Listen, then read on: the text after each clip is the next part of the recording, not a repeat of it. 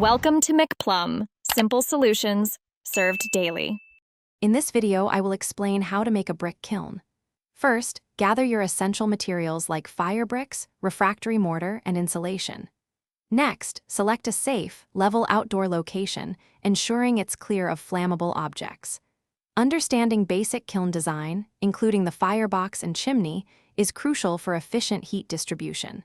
Planning ahead saves time and ensures a successful build. Next, focus on building a solid foundation, perhaps using a concrete slab several inches thick.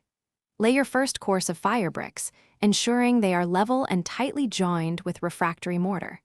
As you build the walls, incorporate insulation layers to retain heat efficiently. Remember, a sturdy and well-insulated structure is key to a successful firing process. Now, it's time to construct the kiln's arch, which can be challenging but rewarding.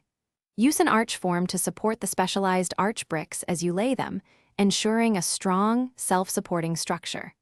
Simultaneously, design and build the flue system, which is vital for controlling airflow and exhausting gases. Proper flue placement ensures even heat distribution throughout the kiln chamber.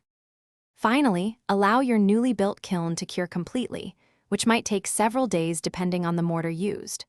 Once cured, perform a slow, initial firing to gradually dry out any remaining moisture and identify potential weak spots.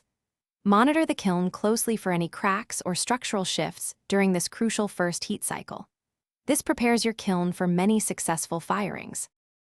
Thanks for watching. Stay juicy and subscribe.